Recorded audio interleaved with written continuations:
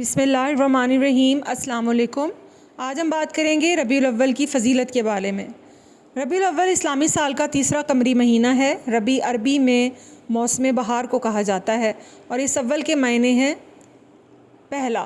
تو ربیع الاول کے معنی ہوئے پہلا موسم بہار۔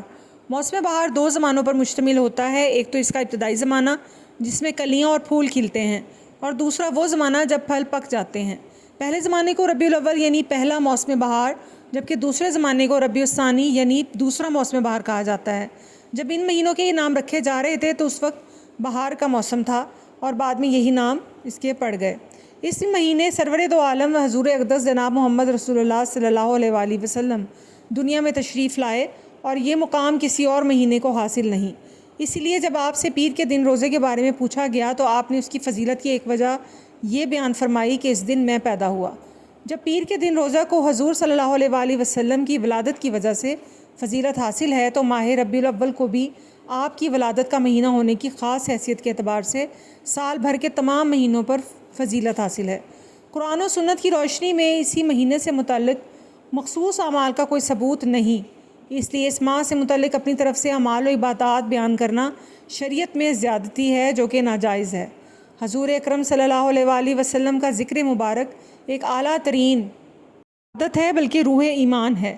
آپ کی ولادت، آپ کا بچپن، آپ کا شباب، آپ کی بعثت، آپ کی دعوت، آپ کا جہاد، آپ کی عبادت و نماز، آپ کے اخلاق، آپ کی صورت و سیرت، آپ کا زہد و تقوی، آپ کی صلح و جنگ، خفگی و غصہ، رحمت و شفقت، تبسم و مسکراہٹ، آپ کا اٹھنا بیٹھنا، چلنا پھرنا، سونا جاگنا، الغرض آپ کی ایک ایک ادا اور ایک ایک حرکت و سکون امت کے لیے اسوہ حسنہ اور اکثیر ہدایت ہے، اور اس کا سیکھنا سکھانا اور اس کا مذاکرہ کرنا اور دعوت دینا امت کا فرض ہے۔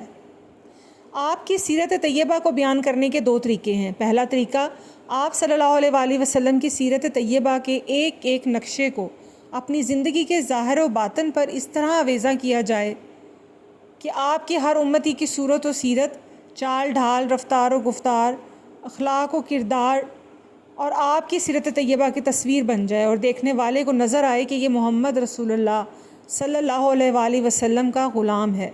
دوسرا طریقہ، جہاں بھی موقع ملے آپ کے ذکر خیر سے ہر مجلس و محفل کو معطر کیا جائے، آپ کے فضائل و کمالات اور آپ کے بابرکت اعمال اور طریقوں کا تذکرہ کیا جائے۔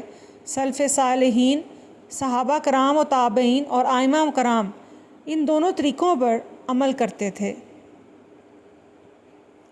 وہ آپ صلی اللہ علیہ وآلہ وسلم کی ایک ایک سنت کو اپنے عمل سے زندہ کرتے تھے، اور ہر محفل و مجلس میں بھی آپ کی سیرت طیبہ کا تذکرہ کرتے تھے۔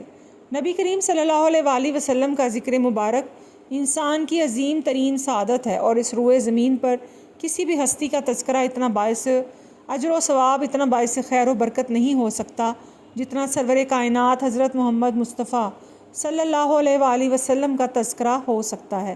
لیکن اس کے ساتھ ایک غلطی یہ ہے کہ ہم نے سرکار دو عالم صلی اللہ علیہ وآلہ وسلم کا ذکر مبارک صرف ایک مہینہ یعنی ربیع الاول کے ساتھ خاص کر دیا ہے، اور ربیع الاول کے بھی صرف ایک دن اور ایک دن میں بھی صرف چند گھنٹے نبی کریم کا ذکر کر کے ہم یہ سمجھتے ہیں کہ ہم نے حضور کا حق ادا کر دیا۔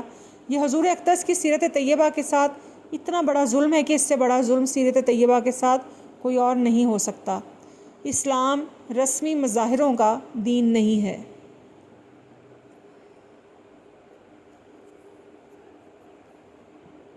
بات در حقیقت یہ تھی کہ رسمی مظاہرہ کرنا صحابہ کرام کی عادت نہ تھی اور اس کی روح کو اپنائے ہوئے تھے۔